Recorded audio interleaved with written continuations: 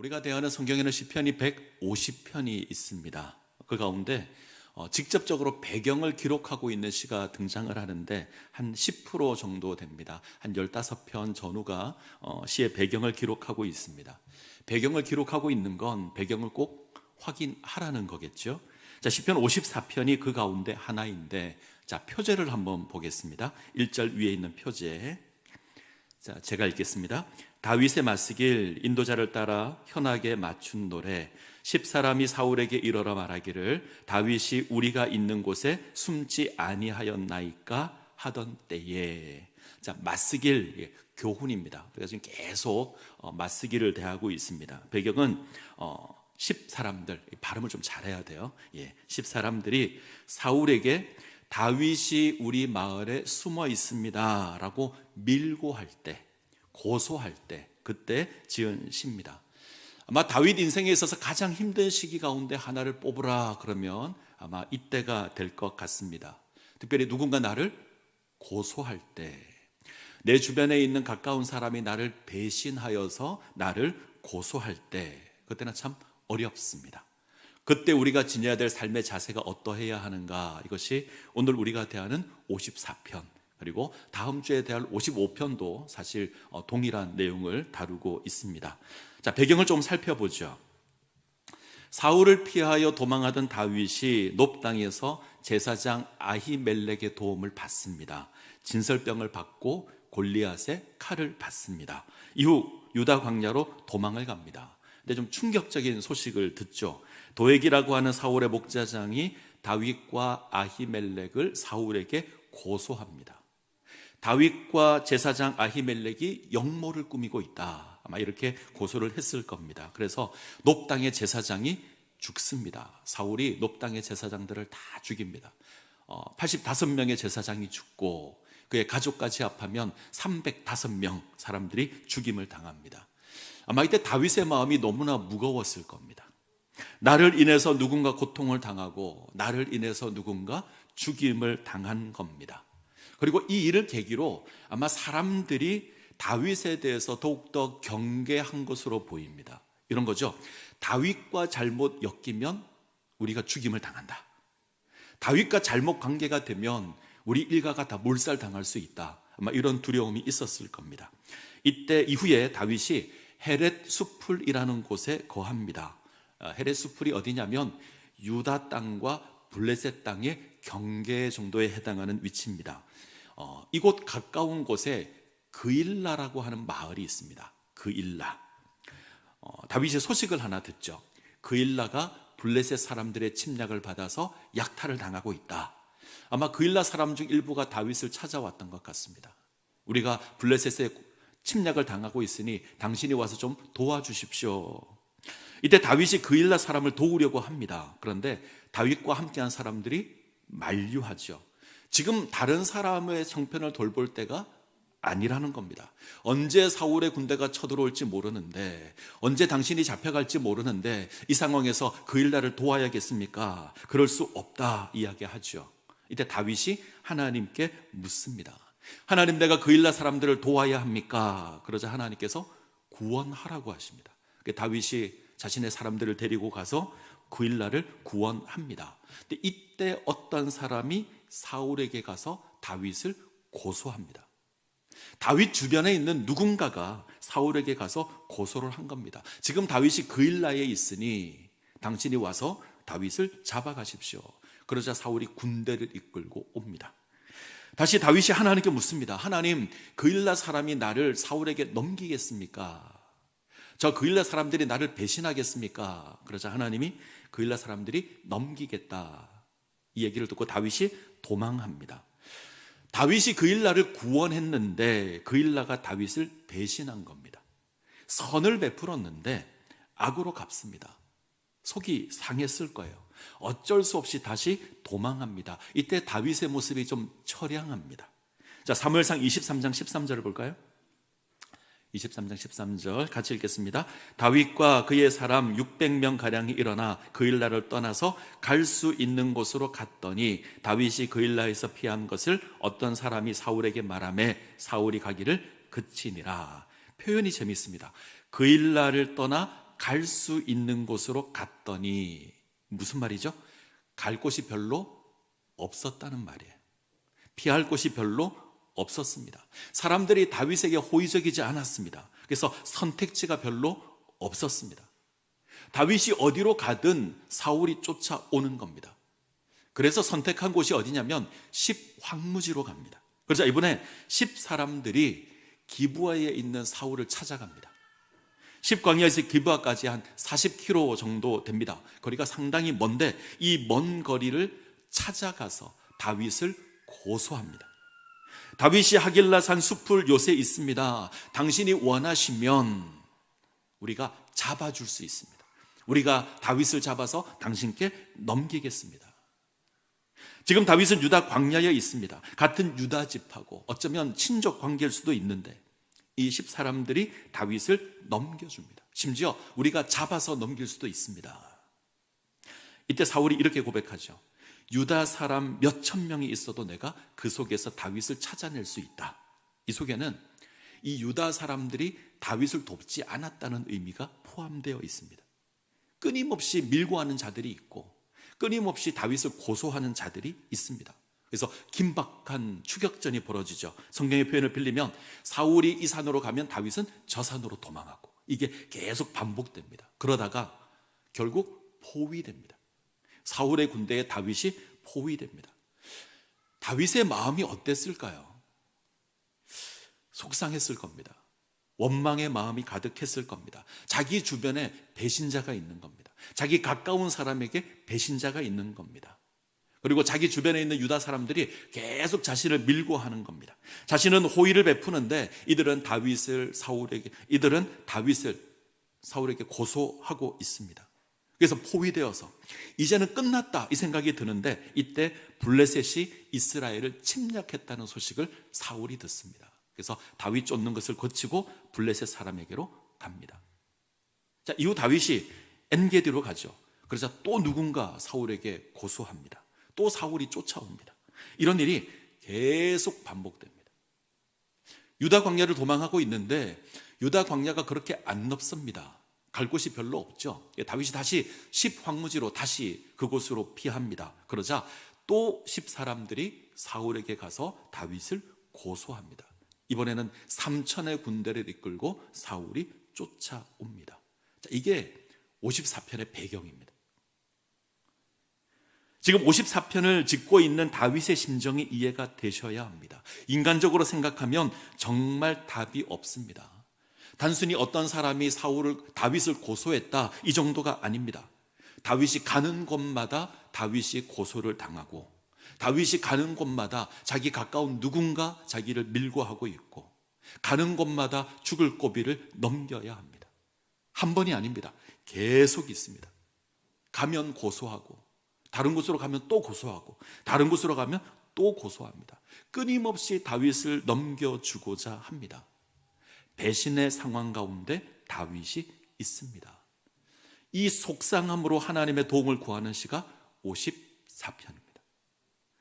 절박한 상황에서 다윗이 하나님을 찾습니다. 1절부터 보시면 하나님의 주의 이름으로 나를 구원해 주십시오. 하나님 나를 좀 변호해 주십시오. 자, 3절을 한번 볼까요? 3절 같이 읽겠습니다. 낯선 자들이 일어나 나를 치고 포악한 자들이 나의 생명을 수색하며 하나님을 자기 앞에 두지 아니하였음이니이다. 하나님, 낯선 자들이 일어나 나를 공격합니다. 저 포악한 자들이 나의 생명을 찾습니다. 이들은 다 배신자들이죠. 배신자들은 하나님을 자기 앞에 두지 않습니다. 하나님을 두려워하지 않습니다. 하나님을 두려워한다면 배신하지 않을 겁니다. 하나님을 두려워한다면 어떻게 다윗을 고소하겠습니까? 다윗을 향한 하나님의 뜻에는 아무런 관심이 없는 자기 안위만 돌보는 이 사람들이 다윗을 고소하는 겁니다. 그런데 이 상황 속에서 다윗은 끊임없이 하나님을 의지합니다. 우리가 확인해야 될 모습입니다. 다윗은 계속 하나님을 의지하고 하나님께 기도합니다. 변함없이 하나님을 찾습니다. 죽을 위기 가운데 하나님을 의지하고 있습니다. 하나님을 원망할 수도 있죠. 저라면 원망했을 겁니다. 하나님이 기름을 부어서 일어난 일입니다. 하나님께서 다윗에게 기름을 부었기에 지금 이 일들이 일어나는 겁니다. 하나님의 기름을 부었다면, 하나님이 미래 이스라엘의 왕으로 세웠다면 형통해야죠. 문제가 없어야죠. 원수를 무찔러 줘야 합니다. 그런데 그렇지 않습니다. 누군가 나 때문에 죽임을 당하고, 내가 도망자가 되어야 하고, 내가 버림을 당해야 합니다. 목숨 걸고 도망하는 일이 계속 있습니다. 누군가는 끊임없이 나를 고소합니다. 근데 다윗은 하나님께 원망하지 않습니다. 원망하지 않고 기도합니다. 왜 그랬을까? 하나님이 변함없으시기 때문에. 인간은 배신할 수 있습니다. 하나님은 그렇지 않으십니다. 하나님은 변하지 않는 하나님이십니다. 우리를 향한 그 사랑이 변하지 않는 하나님이십니다. 그래서 다윗은 하나님 바라봅니다. 여러분들이 사무엘서를 보시게 되면 다윗이 계속 기도하고 있다는 것을 알 겁니다. 고난 가운데 다윗은 기도합니다. 그 일날을 구하는 일에 다윗은 하나님께 기도합니다. 사울이 내려오면 기도합니다. 그러면 하나님께서 응답하십니다. 자, 14절, 사무엘상 23장 14절 같이 읽겠습니다. 다윗이 광야의 요새에도 있었고 또 십광야 산골에도 머물렀으므로 사울이 매일 찾되 하나님이 그를 그의 손에 넘기지 아니하시니라. 사울이 매일 찾습니다. 끊임없이 다윗을 쫓습니다. 근데 하나님이 넘기지 않으셨습니다. 하나님께서 다윗과 함께 하시고 다윗의 기도에 응답하십니다. 사람은 끊임없이 고소하고 사람은 끊임없이 쫓아오지만 하나님은 늘 다윗과 함께 하시고 다윗을 지키십니다. 인생은 배신하는데, 인생은 거역하는데 하나님은 그렇지 않습니다. 그래서 다윗은 하나님을 바라봅니다. 자, 4절로 가죠. 4절 같이 읽겠습니다. 하나님은 나를 돕는 이시며 주께서는 내 생명을 붙들어 주시는 이시니이다. 다시 한번 읽겠습니다. 하나님은 나를 돕는 이시며 주께서는 내 생명을 붙들어 주시는 이시니이다. 다윗의 고백입니다. 전 이 고백을 여러분들이 기억했으면 좋겠습니다. 하나님은 나를 돕는 하나님이십니다. 나의 생명을 붙들어 주시는 하나님이십니다. 그 하나님께서 나를 지키실 겁니다. 하나님 나의 생명 붙들어 주실 겁니다. 사람들은 내 생명을 위협하지만, 사람들은 배신하여서 나를 고소하지만 하나님 그렇지 않으실 겁니다. 하나님 나와 함께 하시고 하나님 나를 지켜주시고 하나님 나의 생명을 붙들어 주실 겁니다. 이 고백이 다윗이 형통할 때 하는 고백이 아닙니다. 다윗이 전쟁에 이겨서 왕이 되었을 때 하는 고백이 아닙니다. 지금 배신당해서 지금 도망하고 있을 때, 지금 고난 가운데 있을 때, 지금 포위당해 있을 때, 그때 지은 시입니다.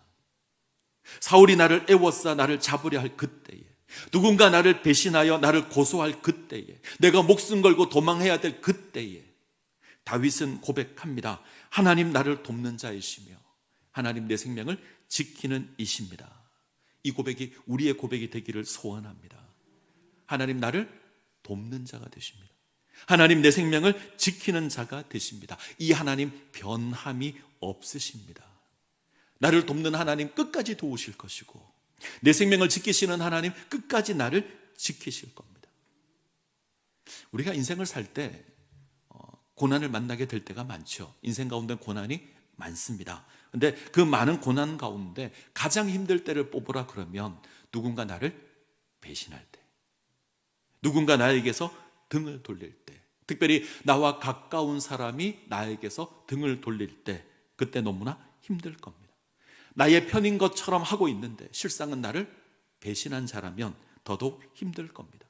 나를 위하는 자라고 생각했는데 내게 칼을 겨누고 있으면 우리는 힘들 겁니다. 단테의 신곡이라는 글이 있습니다. 인류의 가장 위대한 서사시 이렇게 알려져 있는데 주인공이 사후세계인 천국, 연옥, 지옥, 가톨릭 신자였어요. 그래서 지옥, 연옥, 천국을 여행하면서 영혼의 구원과 하나님의 정의에 대해서 글을 썼습니다. 이 단테의 신곡에서 아주 유명한 것이 지옥편인데 지옥을 9개의 원으로 묘사했습니다.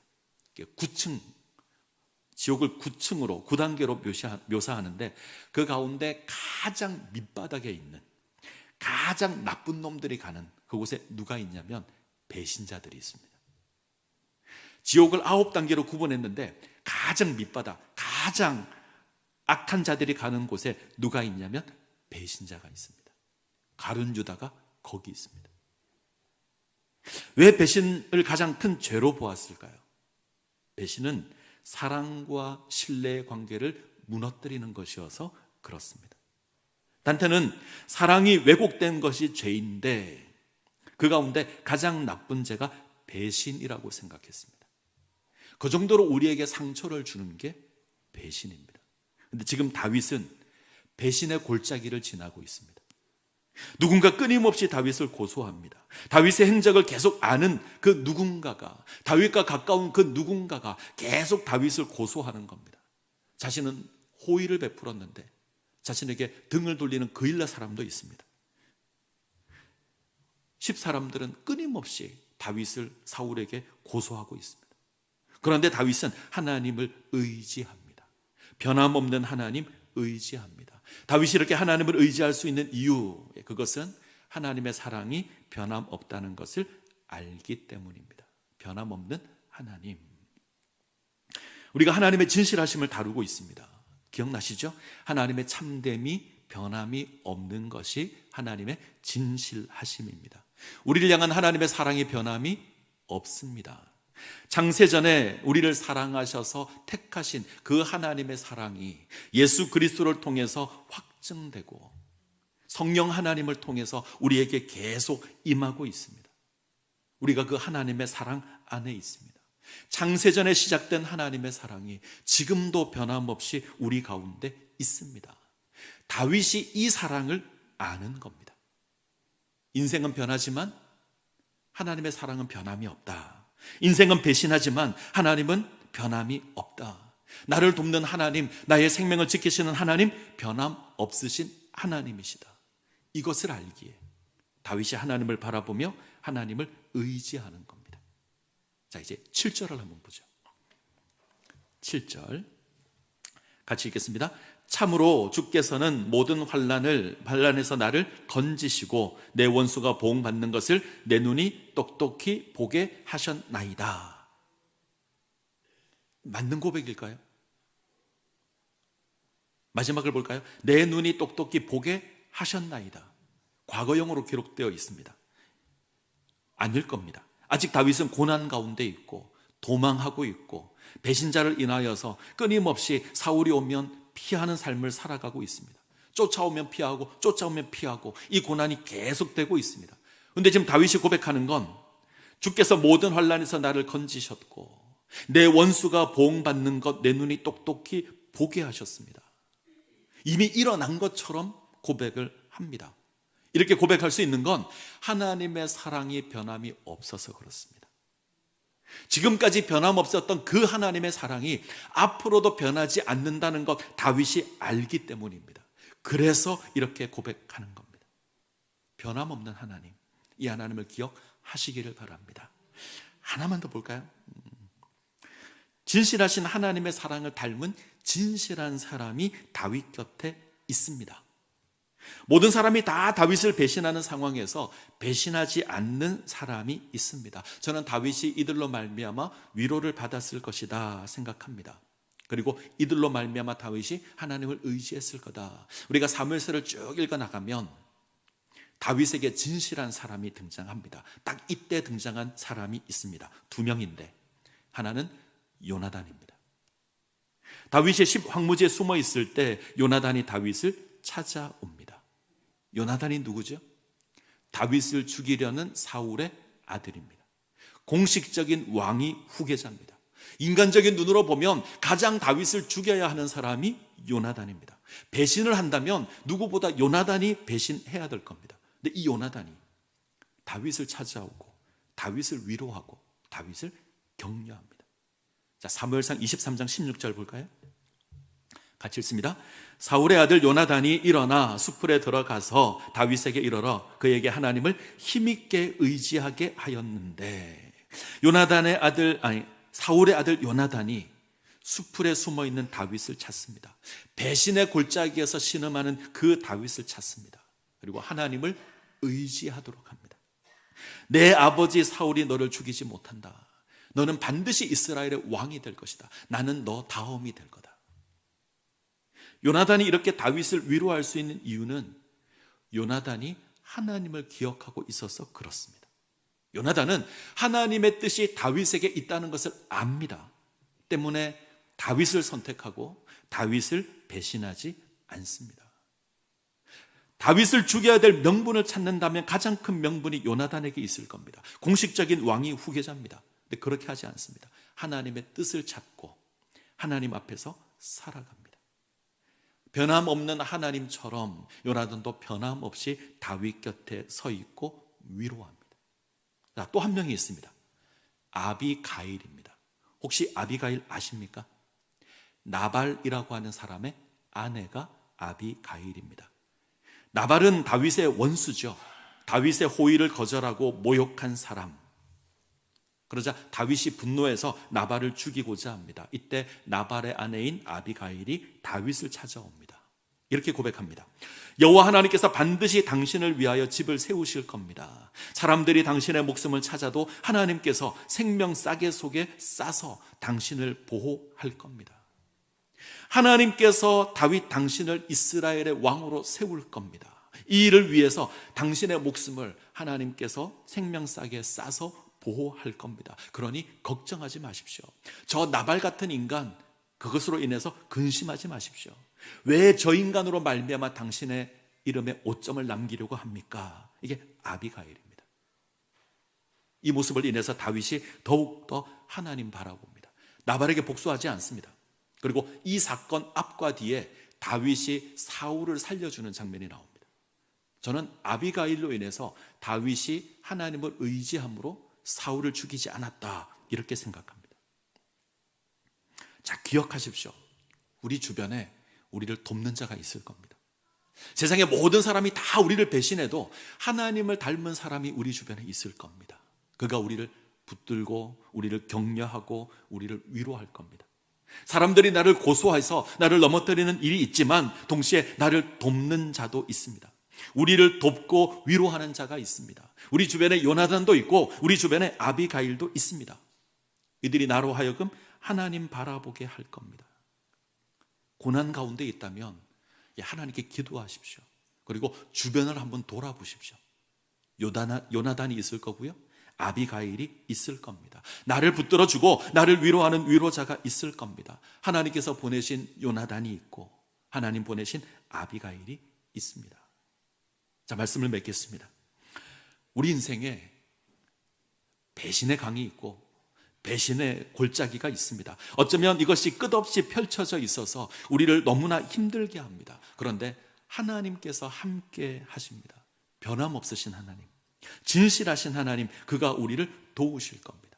우리 생명을 지켜 주실 겁니다. 그리고 하나님께서 위로자를 보내주실 겁니다.